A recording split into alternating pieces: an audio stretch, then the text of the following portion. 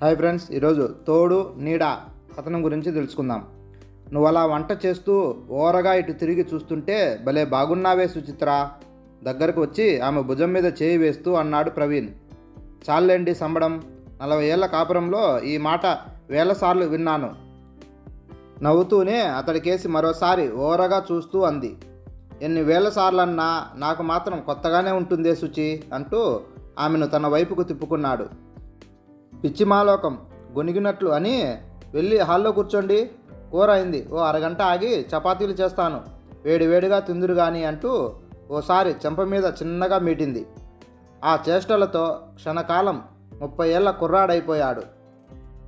అతడి వాలకం గమనించిన సుచిత్ర మిమ్మల్నే హాల్లోకి వెళ్ళమన్నానా నవ్వుతూ గదమాయించింది. ఆమె మాటలకు ప్రవీణ్ నవ్వేశాడు. అలాగే అన్నట్టు తల ఊపి ఆనందంగా భార్య కేసు చూసి హాల్లోకి వచ్చి కుర్చీలో కూర్చున్నాడు ప్రవీణ్. వాళ్ళిద్దరి మధ్య ప్రతిరోజు ఈ పరిహాసపు పలకరింపులు ఏదో ఒక సందర్భంలో జరుగుతూనే ఉంటాయి. అంతలోనే చిన్నపిల్లలా అయిపోతారు. మరి కొంతసేపటికి పిల్లల తల్లిదండ్రుల్లా, ఇంకాసేపటికి వయసు మీద పడిన వాళ్ళలా అయిపోతారు. సుచిత్ర సరదా అయిన మనిషి. ఎవరితో అయినా కలివిడిగా మాట్లాడుతుంది. ఆమెకు అసూయ పడ్డాలు, అయ్యో మనకు లేదే అని దిగులు పడ్డాలు లేవు. ఎదుటి వారిని ప్రేమించడం, వారిలో ఉన్న మంచితనాన్ని మాత్రమే చూడడం అన్నది ఆమె చిన్నతనంలోనే నేర్చుకున్న మంచి గుణం. ఎక్కడికక్కడే సర్దుకుపోతుంటే జీవితం చాలా హాయిగా ఉంటుందన్న ఆమె సిద్ధాంతం. ఆమె మాటకొస్తే ప్రవీణు సరదా అయిన మనిషే. జీవితంలో సరదాని, సందడిని వెతుక్కుని వాటిని అనుభవించి ఆనందించాలంటాడు ప్రవీణ్. అవేవి తనకు లేవంటూ కూర్చుంటే జీవితంలో అంతకంటే నిస్సారం మరేం లేదంటాడు. అంత పల్లెటూరు పట్టణవాసము కానీ మధ్యస్థంగా ఉన్న ఆ ఊర్లో ఇప్పుడు తాముంటున్న ఓ చిన్న డాబా ఇల్లు మినహా ప్రవీణ్కి పెద్దలు ఇచ్చిన ఆస్తిపాస్తులంటూ ఏమీ లేవు. డిస్పాచ్ క్లర్కుగా తాలూకా ఆఫీసులో ఉద్యోగంలో చేరి బుద్ధిగా ఉద్యోగం చేసుకుంటూ అంచెలంచెలుగా ఎదిగి 7 ఏళ్ల కిందటే ఆఫీసర్గా పదవీ విరమణ చేశాడు. 2 మగపిల్లలు పుట్టాక ఇక ఫుల్ స్టాప్ పెట్టేద్దాం అనుకుంటుండగా ఆడపిల్ల పుట్టేసింది. మగపిల్లలు 2 హైదరాబాదులో సాఫ్ట్వేర్ ఉద్యోగాలు చేస్తున్నారు. కోడళ్ళు 2 కూడా ఉద్యోగాలు చేస్తున్నారు. 2 ఏళ్ల కిందటే కూతురికి పెళ్లి చేశాడు ప్రవీణ్. అల్లుడు కూడా సాఫ్ట్వేర్ ఉద్యోగే. కూతురికి ఉద్యోగం చేయాలని ఉన్నా అవసరం లేదన్నాడు అల్లుడు. కూతురు అల్లుడు బెంగళూరులో ఉంటారు, రిటైర్ అయ్యారు. ఇంకా ఆ పల్లెటూరులోనే ఏం అవస్థ పడతారు. హాయిగా మా దగ్గరికి వచ్చేయండి అమ్మా నాన్న అంటారు పిల్లలు. పుట్టి పెరిగిన ఊరు, తాతల నాటి ఇల్లు లాంటి విపరీతమైన సెంటిమెంట్లు ఏమీ లేవు ప్రవీణ్కి. పరిస్థితులకు తగ్గట్టు అవసరానికి అనుగుణంగా జీవితాన్ని మలుచుకోవాలని, సాధ్యమైనంత వరకు సర్దుకుపోవటం అలవాటు చేసుకోవాలన్నది ప్రవీణ్ సిద్ధాంతం. తన సంతానానికి అదే బోధిస్తూ వచ్చాడు. ఒక విధంగా పిల్లలు అలాగే పెరిగారు. పోనీ పిల్లలు కోరినట్లు తామిద్దరూ వెళ్ళి వాళ్ళ దగ్గరే ఉందామా అనుకున్నాడు ప్రవీణ్. భార్య సుచిత్రతో ఆలోచించన్నాడు.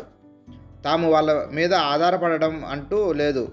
తనకు పెన్షన్ వస్తుంది, అందులోంచి ఎంతో కొంత వాళ్ళ చేతిలో పెట్టక మానదు. భర్త ఆలోచనలకి ఏం చెప్పాలో సుచిత్రకి తోచలేదు. పిల్లల దగ్గరికి వెళ్ళి ఉండాలంటే అందులో పెద్దగా ఆలోచించాల్సిందేమీ లేదు. కానీ ఏదో సన్నటి పొర మనసుని కప్పేస్తున్నట్లుంది. ఏమంటావు శుచి, వాళ్ళ దగ్గరికి వెళ్ళిపోదామా, పెద్దోడు మరీ అడుగుతున్నాడు అని భార్య ముఖంలోకి చూసి అడిగాడు ప్రవీణ్. ఒక్క క్షణం ఆగి మీ ఇష్టం అన్నదామె. అంతకు మించి ఆమె ఎట్టూ చెప్పలేకపోయింది. నా ఇష్టం కాదే, స్పష్టంగా నీ అభిప్రాయం చెప్పు అంటూ భార్యని సూటిగా అడిగాడు. ఇందులో స్పష్టంగా చెప్పడానికి ఏముందండి, వాళ్ళంతలా రమ్మంటుంటే మనం ఆలోచించాల్సిందేముంది, వెళదాం అన్నదామె నవ్వుతూ. పిల్లల దగ్గరికి వెళ్ళి ఉండాలని భర్త ఉబలాట పడుతున్నాడని అనుకున్నదామె. భార్య అలా చెప్పిన తర్వాత 2 రోజులు తర్జన భర్జన పడ్డాడు ప్రవీణ్. తన స్నేహితులతో చెప్పాడు హైదరాబాద్ వెళ్ళిపోతున్నామని. అయితే పిల్లల దగ్గరికి వెళ్ళిపోతున్నారన్నమాట. ఊరొదిలి తనకి దూరపు బంధువు పొరుగింటి శ్రీనివాస్ అన్నాడు. వాళ్ళు మరీ అడుగుతున్నారు రా మరి, అయినా ఇక్కడ మాత్రం చేసేదేముంది కనుక అని చెప్పాడు ప్రవీణ్. అదృష్టవంతుడివిరా, నా కొడుకు ఉన్నాడు, ఎందుకు మాట వరుసగైనా నా దగ్గరికి వచ్చి ఉండండి నాన్న అన్నాడు. ఒకంత బాధగా అన్నాడు శ్రీనివాస్. శ్రీనివాస్ కొడుకు విశాఖపట్నంలో బ్యాంకులో ఉద్యోగస్తుడు. కోడలికి అత్తగారికి పడదని సుచిత్ర చెప్పగా విన్నాడు ప్రవీణ్. దేనికైనా పెట్టి పుట్టాలిరా, నువ్వు అదృష్టవంతుడివి అని గొనుక్కుంటూ వెళ్ళిపోయాడు శ్రీనివాస్. అతడి పరిస్థితికి జాలి, తన పరిస్థితికి సంతృప్తి క్షణం పాటు ఉక్కిరిబిక్కిరి చేశాయి ప్రవీణ్ని. తన పిల్లలు మాట వరుసకు పిలిచినట్లుగా లేదనిపించింది అతడికి. అందుకే భార్యతో సహా బయలుదేరాడు ప్రవీణ్. మీరు ఇంత తొందరలో ఆ ఊరు వదిలి వస్తారు అనుకోలేదు నాన్న. ఇప్పటికైనా వచ్చారు, చాలా సంతోషం. లక్కీగా తమ్ముడు కూడా ఈ రోడ్డులోనే ఆ చివర ఉన్న అపార్ట్మెంట్లో చేరాడు. మీకు ఇక్కడ బోరుగా ఉంటే అక్కడ బోరు అనిపిస్తే ఇక్కడికి సరదాగా అటు ఇటు తిరుగుతూ కాలక్షేపం చేయొచ్చు. సాయంత్రం పూట ఆ పక్కనే ఉన్న పార్కులో కూర్చోవచ్చు, హాయిగా టీవీ చూసుకోండి. అన్నట్లు పార్కులో లైబ్రరీ కూడా ఉంది. మార్నింగ్ ఈవినింగ్ మీకు కావలసిన పుస్తకం చదువుకోవచ్చు అన్నాడు పెద్ద కొడుకు అభిరామ్. అవునన్నట్లు కోడలు విమల నవ్వుతూ తల ఊపింది. అలాగేరా అన్నట్లు ప్రవీణ్ కూడా తల ఊపాడు. సుచిత్ర అభావంగా కూర్చుండిపోయింది. అప్పటికి విమల మినహా అందరూ కాఫీలు తాగారు. మనవడు విశాల్ వచ్చి తాత పక్కన కూర్చున్నాడు. సుచిత్ర లేచి వెళ్ళి వాడికి పాలు కలిపి తెచ్చింది. అప్పుడు విమల వాష్ బేసిన్ దగ్గర బ్రష్ చేసుకోవడం మొదలుపెట్టింది. ఇంతలో కోడలికి కాఫీ కలిపి సిద్ధం చేసింది సుచిత్ర. విమల కాఫీ తాగడం పూర్తయ్యాక సుచిత్ర అడిగింది, ఏం కూర తరగమంటావే అని. సమాధానంగా మీ ఇష్టం అనేసి తన గదిలోకి వెళ్ళింది విమల. ఫ్రిడ్జ్ తీసి చూసింది సుచిత్ర. కొడుకు గుత్తొంకాయ కూర అంటే ఇష్టంగా తింటాడు. వంకాయలు తరగడానికి కత్తిపీట ముందు కూర్చుంటూ అడిగింది సుచిత్ర కోడల్ని. కూరలోకి కారం ఉందే విమల అని.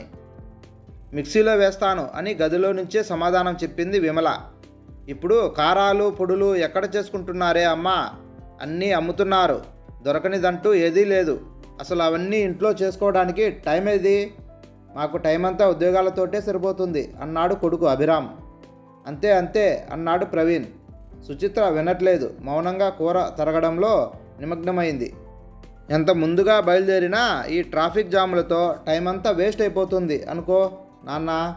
ఇంట్లో నుంచి బయటకు వెళ్ళిన దగ్గర నుంచి ఇంటికి వచ్చే వరకు గుండెలు దడదడలాడతాయి అనుకో అని అభిరామ్ అన్నాడు. అవునరా, సిటీ లైఫ్ అంటే అంతే అన్నాడు ప్రవీణ్. ఈసారి సుచిత్ర అవేవి విననట్లు ఉండిపోయింది. ఇంతలో విమల గదిలో నుంచి బయటకు వచ్చి గీజర్ ఆన్ చేసి కిచెన్లోకి వెళ్ళి కుక్కర్ స్టవ్ మీద పెట్టింది. వెళుతూ భర్తను అభిరామ్ అని కేకేసి చూసింది. ఆ చూపులు అతడు అర్థం చేసుకున్నాడు. కుక్కర్ 3 కూతలు వస్తే ఆపేయండి అన్న సంకేతమని. అతడికి తెలిసిన విషయమే. విమల బాత్రూమ్ నుంచి వచ్చేలోగా సుచిత్ర కూరకి అన్నీ సిద్ధం చేసింది. పావు గంటయ్యాక భార్య పిలిస్తే కిచెన్లోకి వెళ్ళిన అభిరామ్ టిఫిన్ ప్లేట్లు తెచ్చి తల్లికి తండ్రికి ఇచ్చాడు. 8:30కి కొడుకుని సిద్ధం చేసి కాన్వెంట్ బస్ ఎక్కించి వచ్చాడు అభిరామ్. 9:30కి బాక్సులు సర్దుకొని ఆదరాబాదరాగా టిఫిన్ తినేసి అభిరామ్ విమల వెళ్ళిపోయారు. గాలివాన వెలిసిందోయ్ నవ్వుతూ అన్నాడు ప్రవీణ్. నవ్వి ఊరుకున్నది సుచిత్ర. ఇద్దరు ఉద్యోగాలు అన్నప్పుడు ఈ జంజాటన తప్పదు సుచి. పాపం దూరం వెళ్ళాలి, పోనీ దగ్గరలో ఇల్లు తీసుకుందామంటే అద్దెలు ఎక్కువ. జీవన పోరాటంలో ఈ వెంపర్లాట తప్పదు స్వాగతంలా అన్నాడు ప్రవీణ్. అంతేలేండి, 2 జీతాలు లేకపోతే ఈ సిటీలో బ్రతకడం కష్టమే మరి. సుచిత్ర కూడా స్వాగతంగానే అన్నది. ఆ సాయంత్రం 7 గంటలకు చిన్న కొడుకు శ్యామ్, అతడి భార్య లావణ్య వచ్చారు. అప్పటికి అభిరామ్ విమల కూడా ఆఫీస్ నుంచి వచ్చేశారు. ఏరా ఎలా ఉన్నారు, ఆఫీస్ నుంచేనా రావడం అని ప్రవీణ్ అడిగాడు కొడుకు శ్యామ్ని, కోడలు లావణ్యని. అవును నాన్న, ఆఫీస్ నుంచే, మార్నింగ్ హడావిడి కదా అని చెప్పాడు శ్యామ్. మర్యాదకి అత్తగారిని పలకరించింది లావణ్య. తోడికోడలు ఇచ్చిన మంచినీళ్లు తాగి ఆమెతో గదిలోకి వెళ్ళింది. హాల్లో తండ్రి కొడుకులు తల్లి కూర్చున్నారు, అవి ఇవి మాట్లాడుకుంటూ. తోడికోడలు ఇద్దరూ గదిలో కూర్చున్నారు. 20 నిమిషాలైనా వాళ్ళు బయటకు రాలేదు. కబుర్లలో మునిగిపోయారు. ఆ ధోరణి సుచిత్రకి అదోలా అనిపించింది. మనసు కాస్త చివుక్కుమనిపించింది. మరో పావు గంటకి గదిలోంచి బయటకు వచ్చారు తోడికోడలు ఇద్దరు. లావణ్య బయటికి రాగానే శ్యామ్ లేస్తూ అన్నాడు, వస్తాం నాన్న అమ్మా అని. కొంచెం కాఫీ ఇస్తాను శ్యామ్ అన్నది విమల. వద్దొదినా, భోజనం చేసే టైం కదా. వెళుతూ లావణ్య అత్తగారికేసి మామగారికేసి చూసింది. ఆ చూడ్డమే వెళ్ళొస్తామని చెప్పడం అనుకున్నది సుచిత్ర. కొడుకు కనీసం మా ఇంటికి రండి అని కూడా అనకపోవడం సుచిత్రకి మళ్ళీ మనసు చివుక్కు మనకు తప్పలేదు. వాళ్ళు వెళ్ళాక విమల భర్త అభిరామ్ కేసి చూసి కనుబొమ్మలు ఎగరేసింది. తనను ఎవరూ గమనించలేదనుకున్నది, కానీ సుచిత్ర దృష్టిలో పడ్డాయి. మీ అమ్మని నాన్నని కనీసం రమ్మని కూడా అనలేదు మీ తమ్ముడు అన్నట్లు ఆ చూపులు సుచిత్రకి అర్థమయ్యాయి. ప్రవీణ్ మనసులోనూ కిలికినట్లనిపించింది. కానీ దృష్టి టీవీ మీదకి మళ్లించాడు. Coming soon part 2. Hi friends, ఈ కథ మీకు నచ్చినట్లయితే please like and subscribe friends.